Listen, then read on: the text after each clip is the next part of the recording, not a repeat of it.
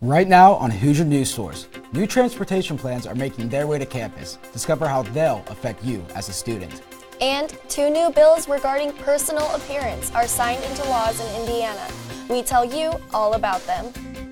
And the groundhog saw his shadow Friday, so is there really 6 more weeks of winter? I have the details on the midweek snow threat and more. Hoosier News Source starts now.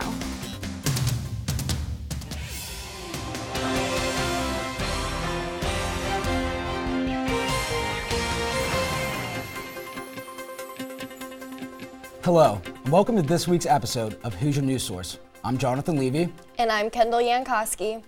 To start off the show, Zoe joins us live in studio with this week's weather. Zoe? Thanks, Kendall. The groundhog did say there would be 6 more weeks of winter, and although there is no actual scientific evidence to back this up, that's exactly what's in store for us this week in Bloomington. On Wednesday morning, there will be a cold front moving through the area, bringing with lots of snow. And what happened is this cold, saturated air mass from the northwestern United States will be pushing into our area, and it will be colliding with the warm Gulf air that will be pushing through and colliding right at southern Indiana, bringing with it lots of possibly heavy snow and freezing rain. This little red area down here does have a lot of freezing rain, so be careful. It will be a slippery and snowy day. Temperatures in Bloomington will climb up to the low 30s on Wednesday, and luckily it will warm up a bit for the weekend. On Friday, 43 degrees, only a 30% chance of precipitation, and partly cloudy, so it should be a beautiful, mild day. Saturday, 44 degrees for most of the day, so pretty warm, what we've been looking for. However, at nighttime, it should eventually start snowing, 50% chance of precipitation, and it will climb into Sunday.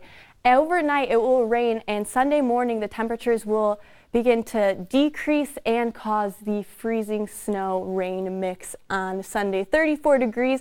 But if we take a look at what the rest of the week looks like for Bloomington, it shouldn't be too bad, but definitely it is winter. As we talked about Wednesday, the snow early in the morning. Thursday, 35 degrees. Friday, it should be pretty mild, 44. Saturday, Sunday, warming up. And Monday, Tuesday, back to the regular, hopefully spring temperatures. So what do you guys think about that? I mean, personally, I'm kind of done with the cold weather. Yeah, I'm ready for spring to come. I'm ready for spring to come. Yes, I know. At this point, it's February. It's time. I'm ready for spring. Monday, Tuesday looks good, though. So hopefully next week. New transportation plans could be going into effect later this year that could make traveling through Bloomington easier. A meeting at City Hall opened up ideas for Bloomington's new transportation plan. Bloomington had not updated their plan in 16 years, making it outdated and evident that it was time for something new. The plan includes additional bike lanes, a new street classification system, and a blueprint for the future of our streets. The city says the multimodal plan will improve how we get places, whether it be by bus, foot, or automobile. So now they will need to draft a plan. The community will have the chance to review the draft plan, and then they'll edit it, and hopefully it'll get adopted in the summer. So once the plan is adopted by City Council is when we would start following it. And I would anticipate it could be adopted sometime this summer, 2018. Citizens of Bloomington have their chance to comment on the plan by going to the Transportation Plan's website, bloomington.in.gov. A cancer vaccine is successful in testing done by Stanford researchers. The vaccine, made up of 2 immune boosters, were injected into tumors in mice, and it not only destroyed them, but also eliminated all traces of the disease outside of the tumor. It was repeated in 90 mice and successful in 87. The tumors consisted of lymphoma, colon, breast, and melanoma cancers.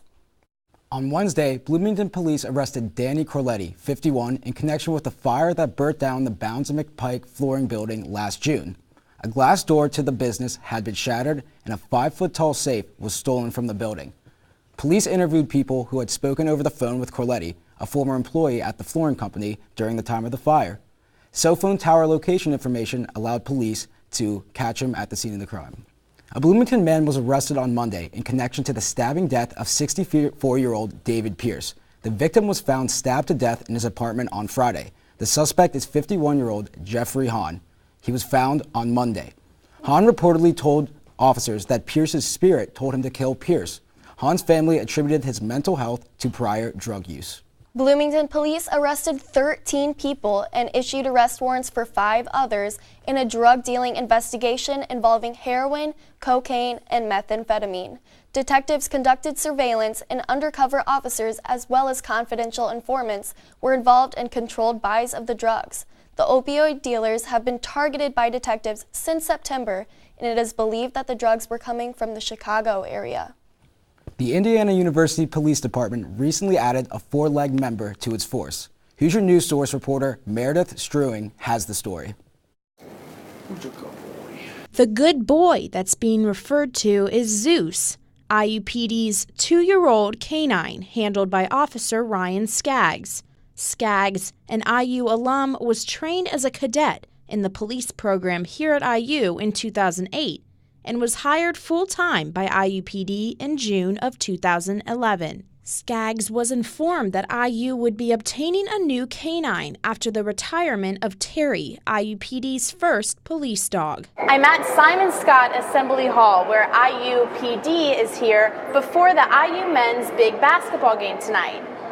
We're here with Zeus, the 2-year-old Labrador, and Pitbull mix, who will make sure that IU fans are safe tonight by checking for explosives before the big game.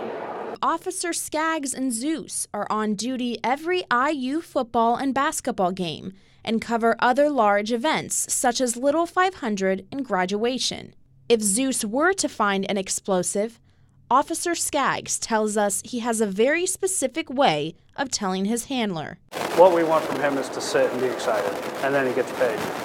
Paid, meaning Zeus earns a tennis ball as his reward for a job well done. However, while working, Zeus needs his full attention devoted to his task. I won't let anyone pet him.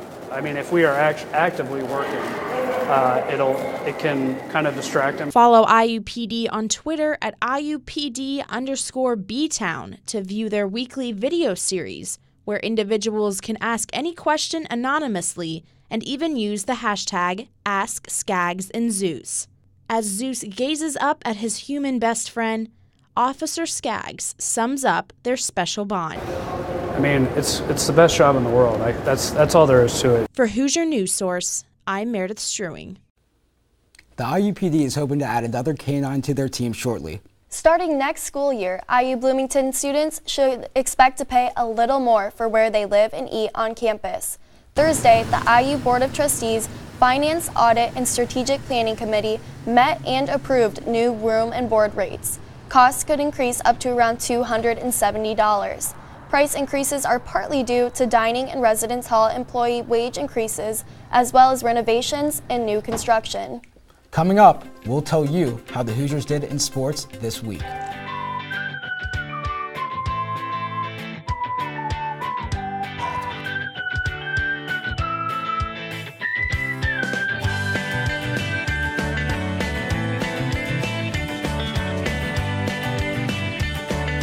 And it's an honor to be here.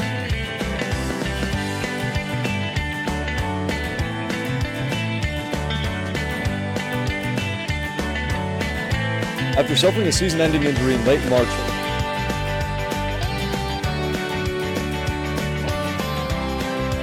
As you can see behind me,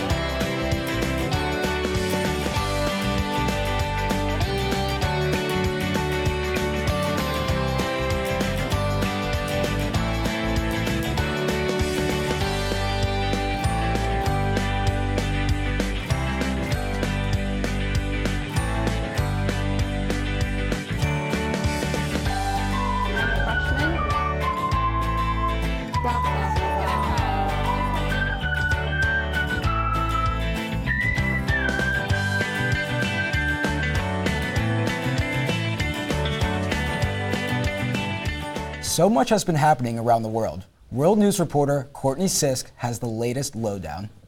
Thanks, Jonathan. First, for our world news, something a little closer to home. Another Amtrak accident took place Sunday morning in South Carolina, killing 2 and injuring over 100. The Amtrak was heading from New York to Florida when it was mistakenly switched to another track. That track had an unmanned freight train on it, which the Amtrak crashed into at 2:35 a.m., killing 2 employees and injuring many others. The investigation is ongoing to determine what caused the switch. Members of the U.S. Senate are pressuring the Haitian government to shut down one of its orphanages for alleged sexual abuse. Multiple children that have been adopted have tested positive for STDs and reported that they are victims of this abuse. An investigation has been ongoing for over a year now, but not much change is happening. And everyone knows the outcome of the Super Bowl. But what about the Puppy Bowl? 2 puppies in this year's bowl were rescue dogs from Puerto Rico's Hurricane Maria. Caleb Jr. and Archer, renamed Murphy and Maddox by their adoptive parents, now live in New York with a new family after making an appearance in the Puppy Bowl Sunday. Animal Planet worked with 48 different shelters to fill this year's bowl. That's all I have for you in World News this week. Jonathan, Kendall, back to you. Thanks, Courtney. Many IU sports teams were back in action this weekend. IUS TV sports reporter Andrew Walker joins us in studio with the highlights. Andrew? The Indiana men's basketball team took down the Rutgers Scarlet Knights last night, 65-43. The Hoosiers held Rutgers to 16 points in the first half, and Juwan Morgan was the Hoosiers' leading scorer, putting in 24 points on an impressive 10 for 14 from the field. Senior guard Robert Johnson helped out by dropping in 19 points and 3 three-pointers. 43 points was the least amount of points scored on IU in a single game since Iowa scored 43 in 2008. The Indiana women's basketball team defeated Northwestern 78-73 in overtime. Senior guard Tyra Buss dropped in a season-high 31 points in the win. Amanda Cahill and Kim Royster both contributed 17-point performances in the win as well. The Hoosiers will be back in action Thursday at Assembly Hall against Illinois. Indiana men's tennis took the home win against the Arizona Wildcats on Sunday, 5-2. Indiana won the doubles point with wins in number 2 and number 3 doubles matches. With singles matches cleaning up the victory, the Hoosiers moved to 4-3 on the season with their next match at Middle Tennessee.